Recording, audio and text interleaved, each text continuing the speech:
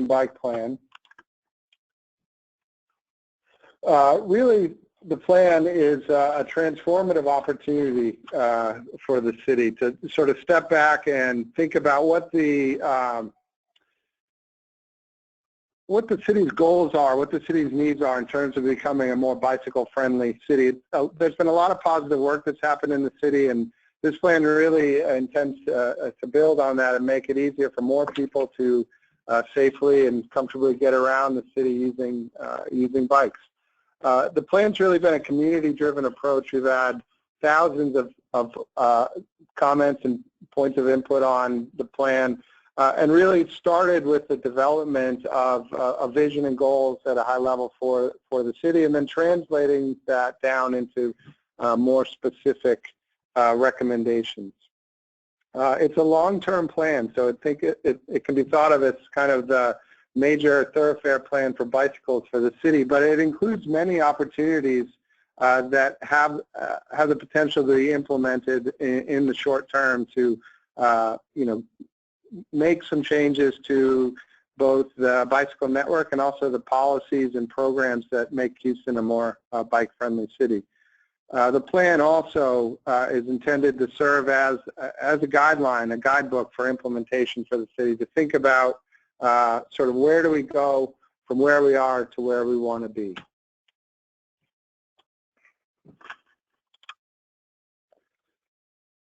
The plan has really been developed in partnership. We've had the pleasure of working with the city and many different city departments led by the Planning and Development Department, but also with close coordination with Public Works and Engineering, the Parks and Recreation Department, the Health Department, the Houston Police Department, and the Office of Sustainability have all played key roles in getting us to where we are.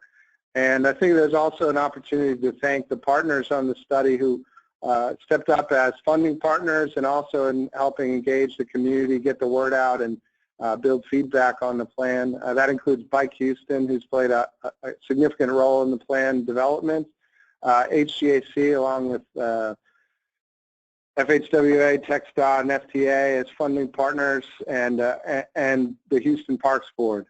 We've also been working with and would like to thank the members of the Bicycle Advisory Committee, which is made up of community leaders from across the city, from different backgrounds, different neighborhoods, different groups that have helped us sort of fill out and make the plan as robust as possible.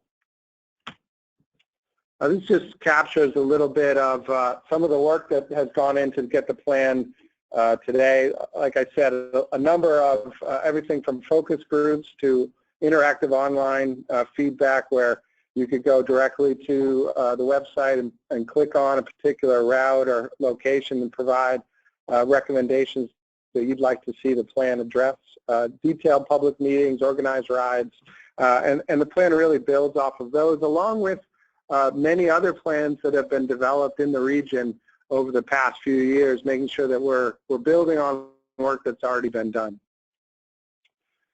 What's great about where we are as a city is that, we've really are making significant progress, and I think that's what's pushed the city to, it's been an impetus for this plan coming to fruition. Here's an example of the Bill Coates Bridge that connects two sides of Herman Park, connects points east to the Texas Medical Center.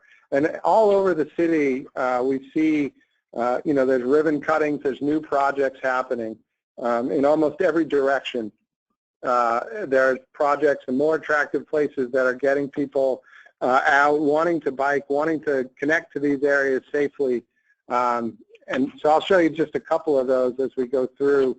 Everything from the Rails to Trails projects that happened on the Columbia Tap in the 3rd Ward, the MKT trail that connects through the Heights. These are some of the first trails that really were developed in the city. The Terry Hershey Park in West Houston, or one of the newest connections is the furthest west piece of the White Oak Bayou Trail, connecting out past Antoine and Alabonson and heading towards the city limit line in the next year or so. We see trails, expanding to the east as well on Buffalo Bayou in the east end, or Braves Bayou in southeast Houston, connecting many of the parks from Gus Wortham to Mason Park out towards the Houston Ship Channel. The Halls Bayou in North Houston, one of the most beautiful trails in the city that people are increasingly want to get to, or one of the on-street facilities that we have that is currently to standard, like Lyons Avenue in the Fifth Ward, right in the heart of the Fifth Ward Renaissance area. And then our newest trail, our newest bikeway that recently is being completed and adding to the one block in the middle that was awaiting final paint, was the Lamar Street cycle track in downtown. Bike share expansion, Sunday streets with thousands of people getting out and ride. And one of the things we saw and have seen in Houston is the large number of organized rides that get thousands of people out riding, having a bicycle in their garage, but trying to, giving them opportunities to use that beyond just those organized rides. In the last couple of years, we've also seen policy changes, like the implementation of the 3 feet passing law that makes it a requirement to provide adequate space when passing a bicyclist on the street.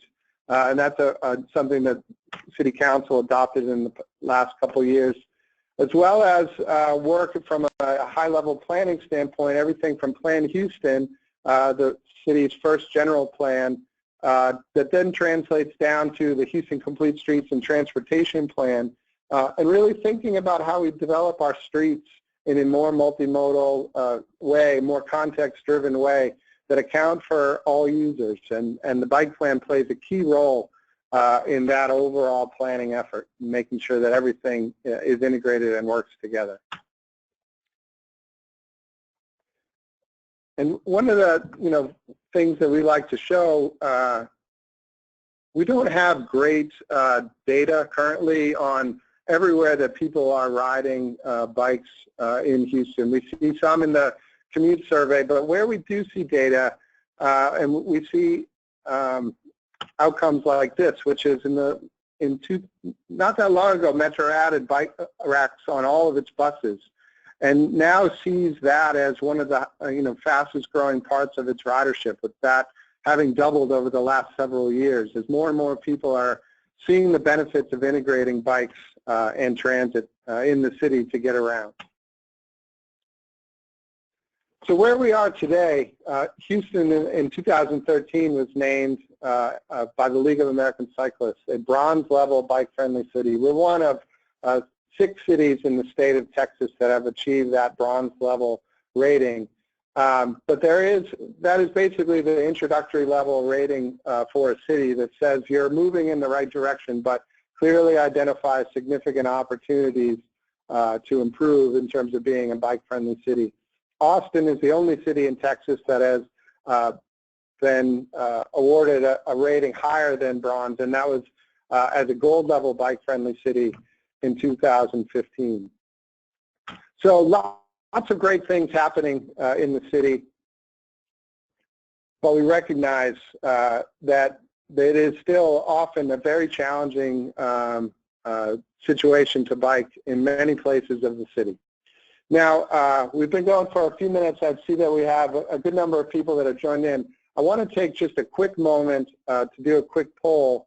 What we would like to know as we think about how we do webinars in the future, how many people are viewing the webinar at your location? Are we actually getting, and just to understand the number of people that we're reaching through this approach. So if you would take a second and vote on this poll question, then we'll get back and talk about how we get from the exciting things that are happening to the future.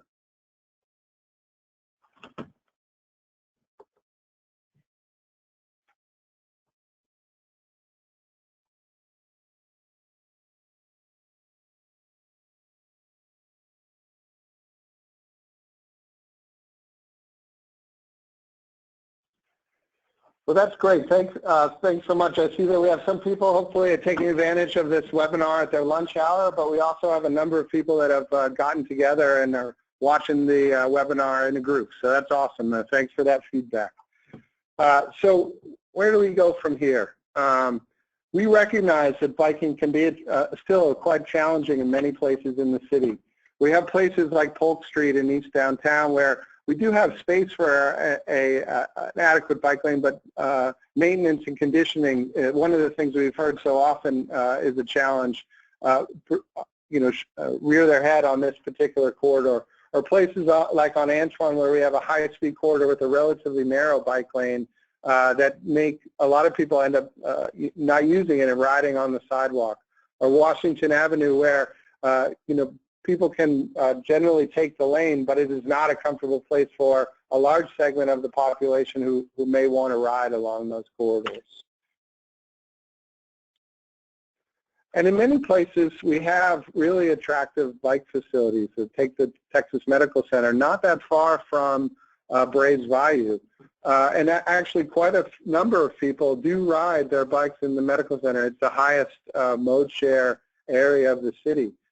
But even so, the last mile connections from the Bayou or from Rice into the medical center can be quite challenging. And that's one thing that this plan starts to try to address. So why do we need a new bike plan? The last time the city did an update to its bicycle master plan in a comprehensive way was 1993, over 20 years ago. Lots has changed in the city, obviously, in terms of development and also attitudes towards biking.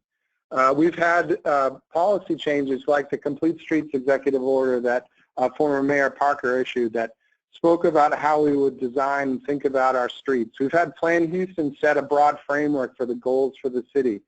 One of the biggest catalysts for this has been the transformative project that is Bayou Greenways. That is really one of those things that is creating many of the projects that I highlighted as projects earlier that are getting people interested in getting out, walking and biking in the city. We have Rebuild Houston, which is a new process that creates a funding stream and a way to think about and design streets that's changed. And cities all over the world are seeing the significant benefits of becoming a more bike-friendly city, including many of the people in Houston. And why this really matters is we see issues in the city as it relates to bicycle safety. This map on this page shows some of the recent bicycle fatalities in the city. We've been averaging roughly 5 a year for the last 6 years, and trying to figure out ways to prevent that from and minimize that as much as possible. And one thing we see from the map is that it's happening all over the city. It says people are riding all over the city trying to get around and facing challenges. The same is true at some level when you look at just absolute crash data. It tends to occur in many different places in the city. People are also asking for more mobility choices. We all recognize the congestion challenges that the city and the region has, and some people would gladly choose to ride their bike if they were given a safe and comfortable place to do it outside of the burden of congestion that they have. We also have a health issue in the city in terms of the number of people that are facing overweight and obesity issues, heart conditions, diabetes, that are real challenges, and giving people active ways to get around the city is important. Particularly in that this is a low-cost way to do that, connecting people to jobs, connecting people to educational opportunities, to parks, to libraries, to other amenities that they would like to connect to all across the city. And this is ultimately a competitiveness and quality of life issue for the city in terms of attracting young, talented people, business investment. Many of them are looking at the quality of life investments that Houston and other cities are making as they're making their decision about where to locate. So stepping back, we said, and working with that advisory committee and with all the feedback that we've gotten, we said, so what is the vision for the bike plan? And really what we said was that by 2026, 10 years from now, Houston will be a safer, more accessible gold level bike-friendly city. That's a step up from the current bronze level that we are. And what that means is really based around 4 key areas, and there's a lot more data about each of these and metrics on each of these in the plan. But it's about improving safety and making sure that we have safer outcomes all across the city.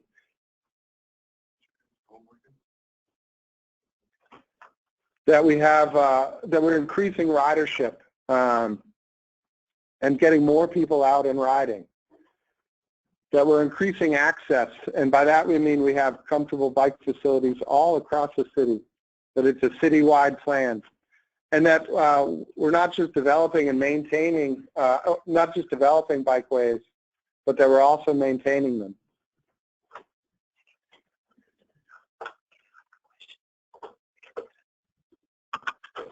Yes, and we're getting a report of potential IT problems. Can everyone hear me? Could you guys reply to the message board if you can't hear?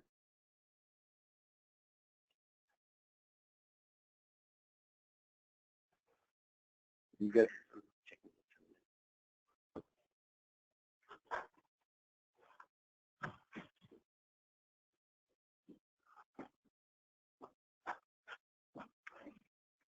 We good? Okay, we're getting reports that it seems to be good, but please let us know if you're having any issues. So we have the vision. How do we actually achieve it? And one of the key pillars of the plan is really focusing on building out a high comfort bicycle network. And what do we mean by that?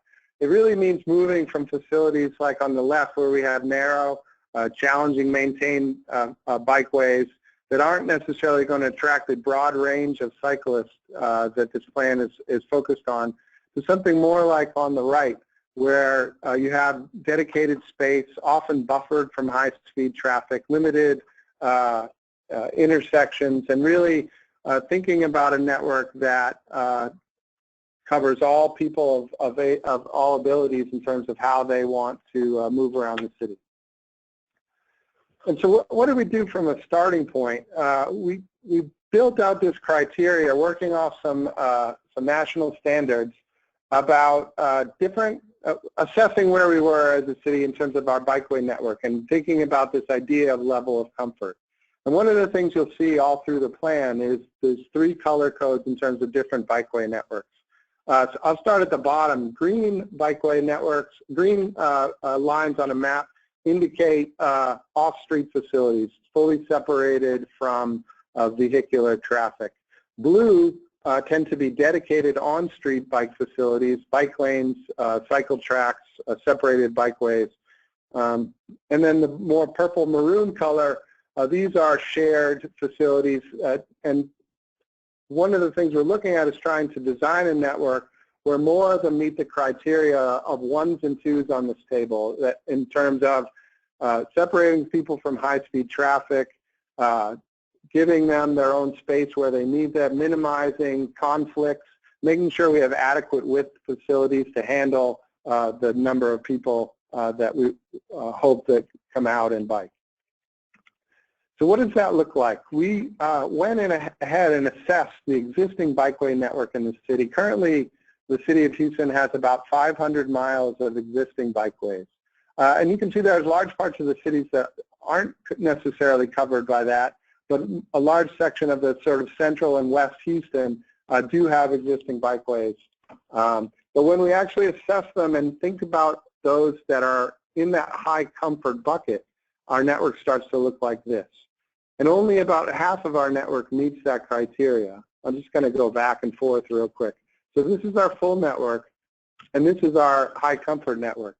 And what that shows is that our starting point is really a lot of smaller segments that aren't always well connected, that aren't connecting people either to their neighborhoods or to their destination. And most of the high comfort facilities are on our bayous. Places like, see if you can see my mouse, White Oak Bayou, Buffalo Bayou, Braves Bayou, Terry Hershey out in West Houston. But that what we heard over and over is I want to be able to get to those trails. I want to be able to get from those trails to my destinations. So how do we do that? The plan focuses in 3 areas. The 3 Ps of creating a sustaining bikeway plan. Projects, which are those infrastructure improvements. Policies, which are sort of regulatory approaches that help support the way that bicycling is managed in the city. And programs which encourage and enforce the policies and try to get more people out interested and educated about riding. So first, projects. You know, this plan really builds off best practices from across the world and across the country, looking at what are the types of facilities that have been shown to attract a broad range of people out riding. Looking at things like, you know, intersection treatments in Austin or Salt Lake City, but also end-of-trip facilities like shown here in San Diego, so that once you get to where you want to go, you have something somewhere to put your bike that feels safe and secure. Or projects like the trail in downtown Indianapolis, which has become sort of the premier economic development tool for large portions of Indianapolis. And so in the plan, we have quite a bit of detail for those who are interested about thinking how these bikeways come to fruition that define different criteria and different sort of ways to think about how the network gets built out. Again, focusing on different types of off-street facilities, from paths that you would see along our bayous to side paths that you would see along busy streets, to dedicated on-street facilities like your standard bike lane or your separated bike lane like we see on Lamar downtown, but also thinking about shared streets. There are many streets in Houston that have low volume, relatively low speeds that are quite comfortable for a large segment of people biking. There are things that can be done to try and improve them, but they form a key component of the network as well. And we developed in that sort of, well, not trying to prescribe exactly what any particular street should have, other than we have made recommendations about which one of those bikeway categories makes the most sense. A way to sort of think about what facilities make sense in terms of trying to build out a high comfort bikeway network. And so, you know, starting to ask questions about what is the design speed for the street? And if it's a high-speed street, the infrastructure design manual and the plan say, you know, that's where we want to have separated bikeways away from that high-speed traffic. But where the speeds are 35 or below, thinking about the traffic volumes, thinking about the lane geometry, and walking through a sort of decision tree that says, here's what the most comfortable outcome would be, and here's some other options that may need to be considered based on cost, right-of-way, and other opportunities or challenges that a particular corridor would have. So again, trying to give people the tools to think through how to incorporate bikeways into roadway projects.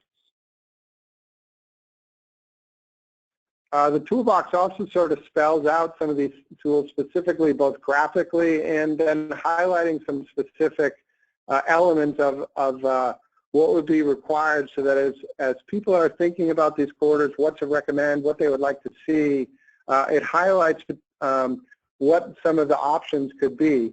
Giving people sort of, again, it's a toolbox, and these are all tools that people can use to try and build out this comfortable network in terms of buffers, widths of bicycle facilities, integration with parking. This is one example of an on-street bikeway showing a buffered or separated bikeway, either through the striping and armadillo treatment like you see on downtown and Lamar, or in some places a raised curb is also a potential treatment. We also looked at common design situations. So one of the ways that many cities are expanding their bikeway network is thinking through things like what to do with 4-lane streets that have existing left turn treatments. In many cases, these are opportunities to restripe, to add a center turn lane, and use some of the additional roadway width to add bike lanes along that corridor. Doesn't necessarily have to cost a lot of money, allows you to expand the network, and also has potential benefits in terms of safety outcomes, and maintains, or in some cases can improve vehicular capacity depending on the turning movements along the corridor. Another common treatment is, you know, when I showed that sort of map of existing bikeways before. A large segment of the lower comfort bikeways are on existing boulevard streets that have two 24-foot travel lanes in each direction that, as part of, a lot of them came out of the 1993 plan, were recommended to be restriped as two 10-foot lanes and a 4-foot bike lane. And over time, sometimes those 4-foot bike lanes have narrowed, or they haven't necessarily been well maintained. And that creates a challenge for both the drivers and the cyclists. And so the plan highlights a number of opportunities for how to treat those in terms of, if there's a wide median, potentially you can narrow the median. If it's a high-speed street and there's right-of-way available, you can look at two-way side paths and those opportunities. But it's sort of, again, giving people tools to how to think through various bicycle corridors. And then the intersections, we recognize this is where many of the conflicts that come up when people are out riding, and different ways to treat those, to make bicycles more visible, to clarify for both the vehicles, the pedestrians, and the cyclists, where the appropriate place to wait is, where the appropriate places to cross are, to make it easier for everyone to interact in those intersections. And so the plan goes through a variety of treatments in terms of crossing, in terms of dealing with right and left turns, in terms of non-intersection crossing opportunities, or how to treat intersections in neighborhood areas where we're trying to create this more bike-friendly connection, make sure we're also coordinating with neighborhood traffic calming and traffic management approaches. This is just an example showing, a treatment for a buffered right turn lane, a buffered bike lane next to a right turn lane, and how those can be integrated. Again, lays out a few different options to consider that it's up to the designers or the community to figure out what makes the most sense for that particular context. Bike boxes is another element that many cities are putting in to try and encourage visibility of cyclists at a traffic signal, allow them to be in position to make turns or travel through the intersection. So again, another tool that we're trying to add to the toolbox as people think about intersection design. And then one of the other things that, increasingly in Houston, as we have more frequent bus routes, expanding our bicycle infrastructure, thinking through how buses and bikes integrate, thinking through how a bus stop and a bike lane can work together on the same street, what many cities are looking at in terms of providing a floating bus stop and allowing a bike lane to bypass it, so that the bike and the bus are not competing for the exact same curb space and playing hopscotch all the way down the street. So, and this is something that I know is already being considered for some projects in the city. But again, I said we're talking about infrastructure, but we're also talking about end-of-trip facilities. So what is the best and most appropriate bike rack designs, how to lay those out, what makes the most sense in terms of implementing those. All of this builds off best practices from AASHTO, from NACTO, from other best practice guides all around the city, and tries to translate those into the context of the city of Houston. Consistent wayfinding approaches that tell people both how to get where they want to go, how far it would be, and what the opportunities are to find comfortable bike routes through the city. And I mentioned, again, that those are really about the infrastructure projects that help make Houston a more bike-friendly city, but there are many policies and programs, many of which have relatively low cost that could be implemented in the near term to try and support a more bike-friendly city. And those include everything from turning our Complete Streets executive order into an ordinance adopted by council, looking at things like parking regulations, minimizing parking inside of bike lanes, coordinating construction projects. So currently, disruption of a bike lane through a construction project is not always the first order of consideration when things are done, and making that more explicit as a requirement for construction coordination. Thinking through maintenance funding as a policy, and how do we actually maintain facilities once we put them in. And on the program side, expanding and emphasizing the bike-friendly community designations, but also there's bike-friendly business and university designations that the more people in Houston that adopt those, it builds a stronger coalition of advocates and supporters of a more bike-friendly city. Making sure we have the right bicycle maps and bicycle apps that allow people to document where they'd like to travel, figure out the safest route, provide feedback to the city. And then many educational programs to get more people out riding, educating both people biking but also drivers about how to share the road to minimize those conflicts and those sort of inevitable battles that seem to come up, trying to make sure that everyone understands the different perspectives and how this plan can help address those. And then expanding our bike count program so that we know where and how people are using bikes across the city.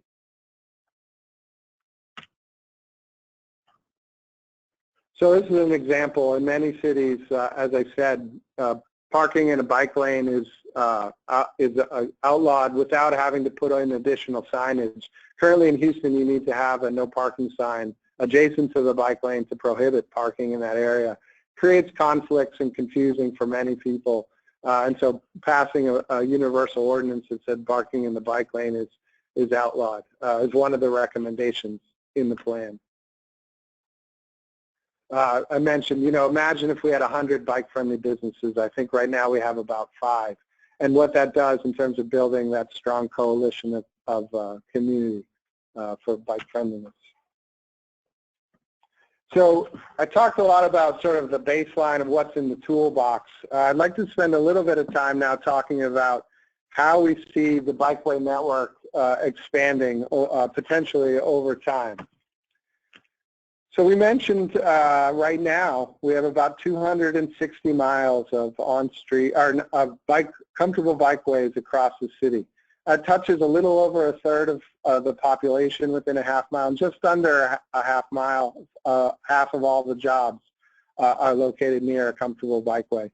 But the jobs number, I think, is a little bit overstated in the fact that I showed earlier some of those last mile connections that exist where we have attractive bikeways that go very near many of our activity centers, but often connection to the heart of those activity centers like downtown, the medical center, uptown, can still be quite challenging.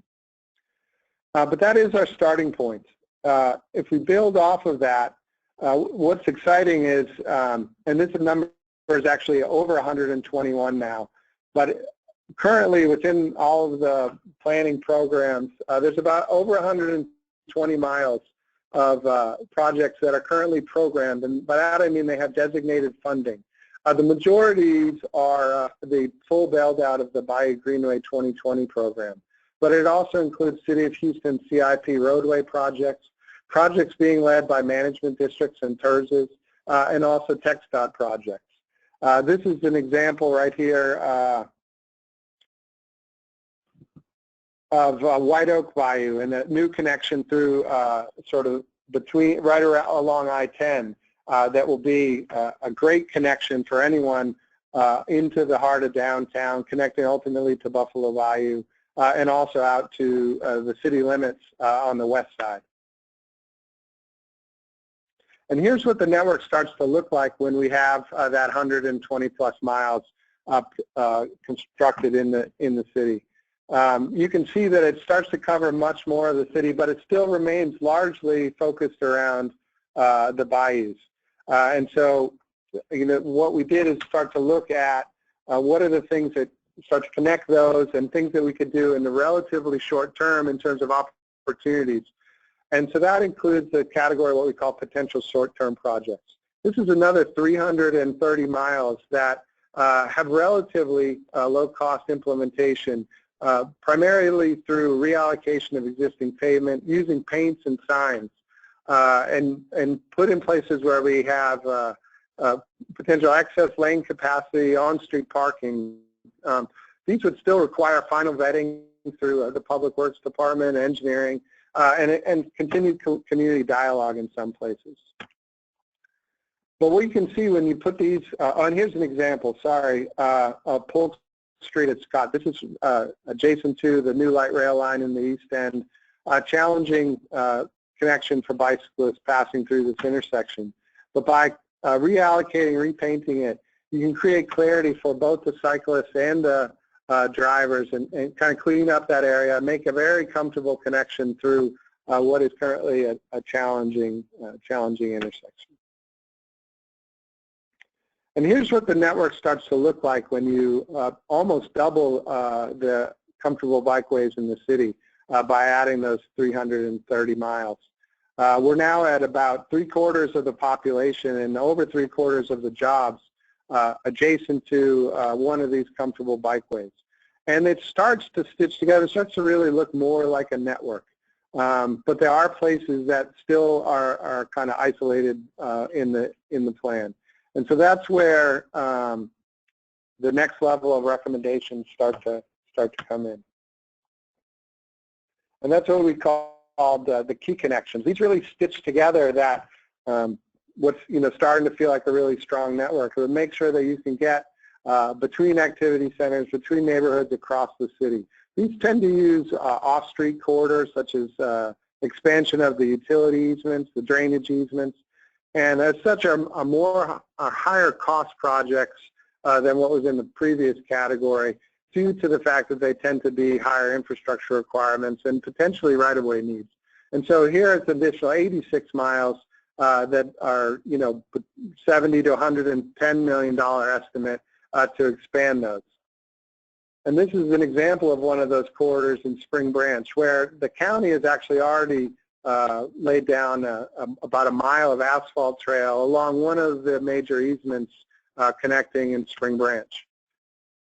And this is where that easement is in the city. You can see highlighted in orange across this map, these are where many of those key connections would be located, and they really do start to stitch together and make it so you can get from almost any quadrant of the city to another on the high comfortable bike network. And corridors like this one in Spring Branch or West Park or the utility easement that runs just inside of 610 from just north of Memorial Park down to south of Sims Bayou, really do start to build out that bicycle freeway network so that you can get to many places all across the city. And then the last category is really the full build out, the long range vision. And again, you can think about this as the major thoroughfare plan for bicycling in Houston. This may take several decades to get to where this is because many of these projects would require a reconstruction of streets as part of the city's CIP project or completed by others throughout the region. It would, again, double the network by another 861 miles and have several $100 million cost over that period of time. An example of what that might look like is one shown here, which is based on work that the Energy Corridor has developed for the vision for Eldridge Parkway as they think about connectivity in West Houston. How do we actually think about the corridor so that it provides better transit access, better bikeway access, while still providing vehicular capacity through that corridor? And it provides a vision of what some of those corridors might look like in the future as the city and others go through and reconstruct the thoroughfares and collectors across the city. And here's what that network looked like. As I said, this really is a plan that's attempting to touch, be a citywide plan, lay out a citywide framework that can connect to most neighborhoods, activity centers. We looked at how this serves schools, libraries, parks, making sure that we're having an approach of providing an equitable approach for many different neighborhoods across the city. Almost every person and job in the city would be close to a high comfort bikeway network with the achievement of the long-term vision. It's about 1,700 miles across the city. We have a bit over 8,000 roadway centerline miles, so it becomes about a little less than a quarter of all the roadways in the city would be comfortable bike corridors to build off of. So that's the overall long-range vision for the plan. So this next piece we'll just talk briefly about how do we think about implementation and what the next steps are for the plan, what some of the recommendations are. It really lays out a need and an approach to develop projects, take those projects and align funding opportunities against them to build out the bikeway network, but at the same time prioritizing and collaborating on policies and programs. The city alone can't do all of these. Partners like Bike Houston, partners like management districts and TERSs, TxDOT, other implementing entities will play a significant role in moving forward and becoming a more bike-friendly region. The plan also talks about managing performance against goals, developing an annual report about progress against a set of metrics that show how the city is doing in terms of building out the network, getting more people out and riding, making sure that access is being provided and that the facilities that exist are well maintained. And a lot of it is sort of building momentum and enthusiasm. I think often in Houston we don't do enough to celebrate how far we've actually come as a region and some of the cool projects that we're putting in all over the city. And so trying to build momentum, educate people about what's happening, and create examples of what great bike infrastructure might look like in the city. This is just an example from that funding discussion. If we lay out those bikeway miles, this is one way that it could evolve from that 259 existing miles all the way to the nearly 1,700 miles. Just as an example of that, you know, it's a meaningful investment, but in the grand scheme of transportation projects, relatively strong return on that investment, and thinking about how you could develop a bikeway in nearly every neighborhood in Houston for the cost of what some major capital projects are. Some of the other things that we're doing just to sort of build that momentum, we're trying to create pilot projects in neighborhoods across the city. That example I showed you earlier from Polk Street is one of those types of pilot projects. We're working with neighborhoods to translate a citywide plan to the specifics of an individual neighborhood, working right now in the Gulfton, Sharpstown area, and learning a lot about how they interact, what are the policies and programs that are most relevant at a neighborhood scale. Looking at greenway access plans and making sure that this process incorporates access to those bicycle highways and greenways, making sure that those are well connected, and thinking through various community engagements approaches, making sure everyone understands the plan, like this webinar. So where we are, like I said, we were at every single City of Houston District CIP meeting. We had great feedback. 1,000+ people heard about the plan. And working with partners like Bike Houston, reaching out to communities, universities, other organizations who have requested hearing about the plan, answering questions about how the plan affects them specifically. Obviously, this webinar. And like I said, Bike Houston has an ambassador program and is a great resource to learn about the plan, learn about safer and more comfortable biking in Houston. The other avenue that we're asking people to learn about the plan, but also make sure that they're providing feedback, is at our project website, HoustonBikePlan.com or .org. They both end up in the same place. All the plan materials, detailed maps, interactive maps are available at that website. And then there is a feedback tool and a brief survey that we're asking people to fill out. The more people we get to provide the feedback, the more momentum, the more support that we can show for the plan, I believe will make it more likely that these things will happen sooner. So that's the overall. I realize I've probably heard enough from me, but we've had quite a bit of feedback so far. Where we are in the process right now is We have the public comments open until April 11th, and trying to get as many comments and show of support as possible through the bike plan website. You can also email bikeways@houstontx.gov. We're active on social media, so please follow both the Houston Bikeway program on Facebook and Houston Bike Plan on Twitter. And so those are all really important things. At this point, we would like to open it up to questions. Couple. The first question is, how is the City Planning Department working with Planning Commission to ensure variances aren't impeding the ability to implement bike facilities? This is as a part of the Planning Commission reviews plats and approvals every 2 weeks. As a part of this approval process, any variances requested along any major roadways or any bikeways that are recommended in this plan, are taken into consideration by us, and we always ensure that any short-term plans do not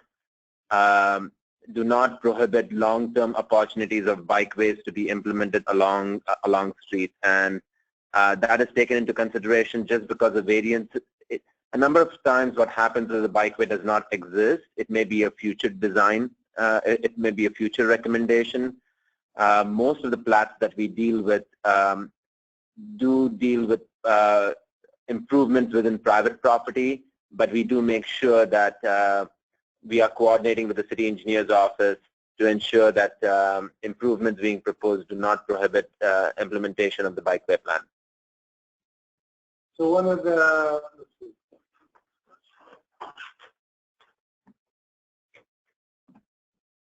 So there's a question about Kingwood and Summerwood and how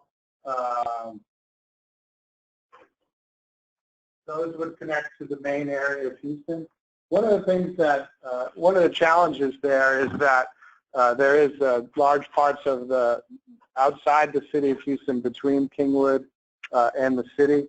We've tried to create connections to things like transit that would connect you into the city, and also have been coordinating with partners like Harris County or adjacent cities wherever there are sort of city-to-city boundaries, and where possible making those line up. That will be one of those areas that will continue to be an opportunity to coordinate with those outside of the city.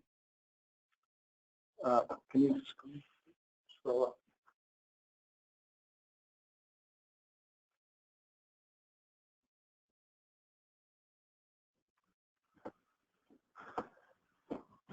Was a question on what percentage of people use their bike as their primary mode to work. That was one of the things we looked at in the plan. Work-based trips make up about a little less than 1/5 of all trips in the city, and about a little over 0.5% of people currently use a bicycle as their primary mode to travel to work. Now, I think that undercounts the number of people that actually bike. For example, I ride my bike to the train every morning, and because I take the train for a longer segment of my trip, I would show up as primarily a transit user. There are a lot of people that, as we showed earlier, connect bike and transit, or have a variety of things, variety of ways to get to work. I think that undercounts a little.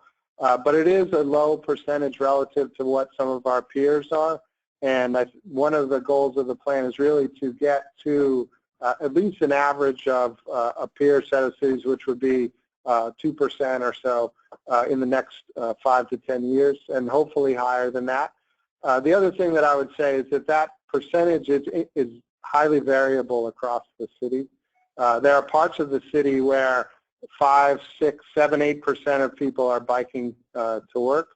A lot of those are around the Texas Medical Center, and those will be places that are, there will be some places where people have shorter trips and more potential access to jobs that are likely to see a rise in bike mode share sooner as parts of the plan are developed.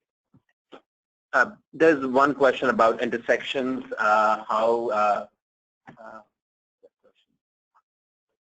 sorry, give me 1 second.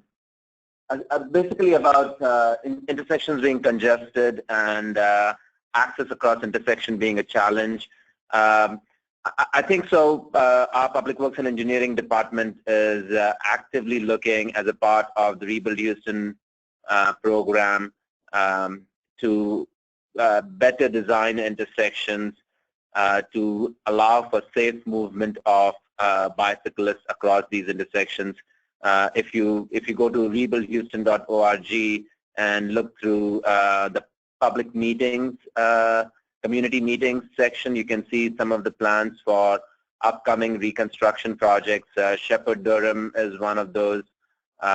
Recently, there was also another CC Jester and a number of other projects where intersection designs, especially for streets with bicycle facilities, has been taken into consideration to ensure safe movement for bicyclists. Now, there are also existing intersections, and I think so as we look at improvements at these intersections, a good example would be Allen Parkway being reconstructed, and a number of intersections along Allen Parkway are being designed in such a way to allow pedestrians and bicyclists to be able to cross across Allen Parkway to access Buffalo Bayou.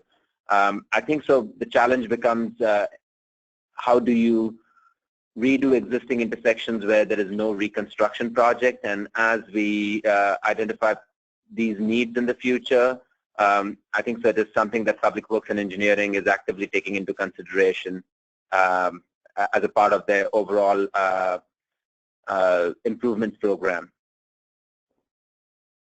So there's been a couple questions on utility corridors.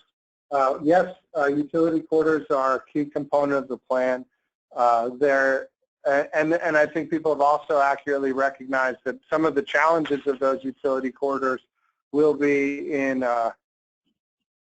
how you cross the utility corridors as they meet major roadways. In the toolbox are opportunities to, are tools to address those that Public Works and others will be working on. I think there's already projects to implement a utility corridor project north of Sims Bayou, and some of those challenges have been addressed through that project of how to actually get across a major arterial.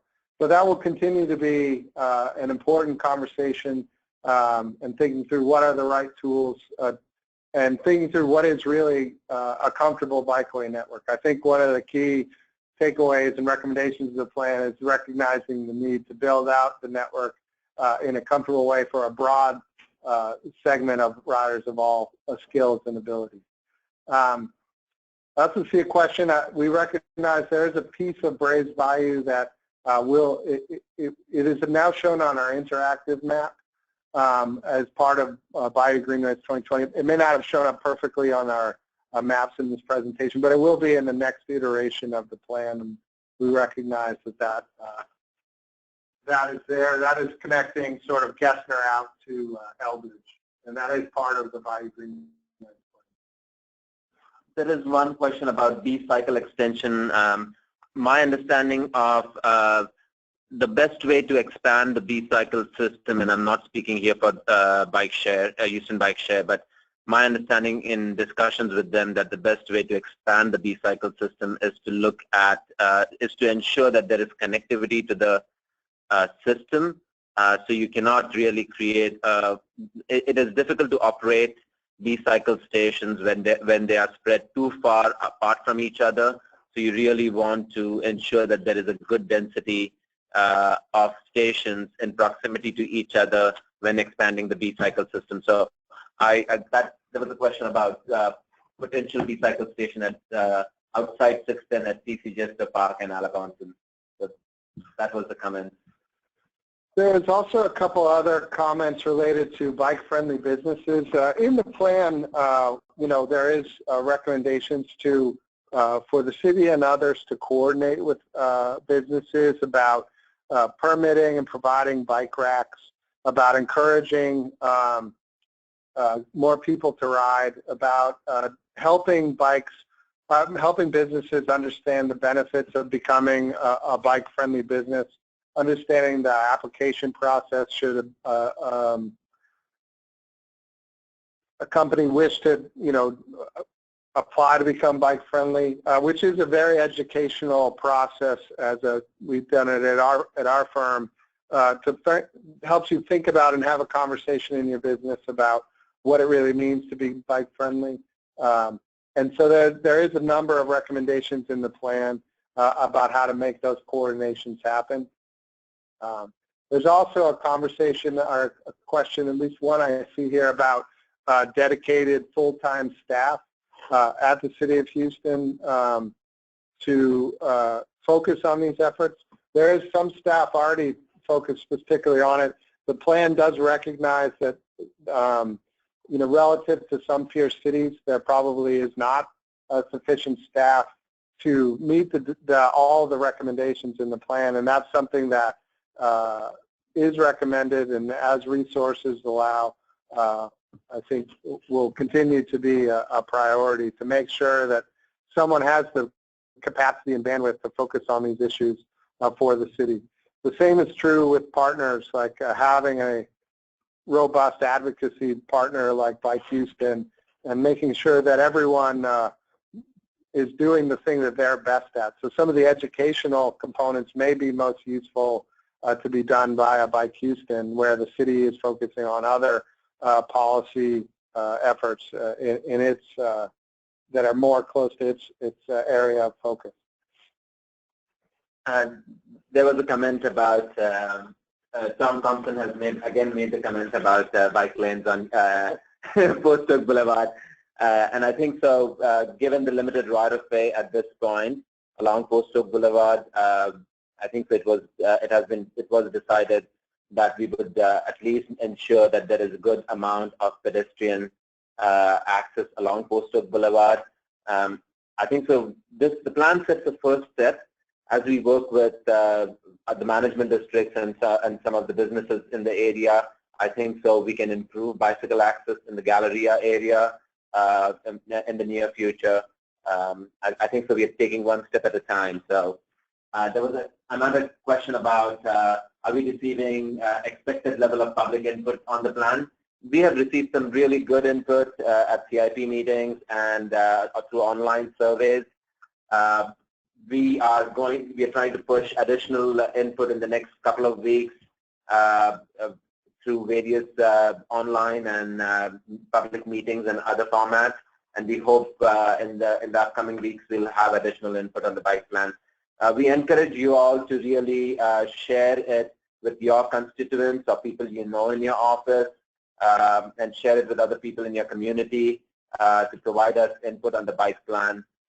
Again, the bike plan is a first step. We will update the bike plan over time, and the goal is to annually update the bike plan as we see new projects, new activities, or new smaller area plans being done, or new neighborhood level planning being done in the future. So this is just the first step, and then we will update the plan over time.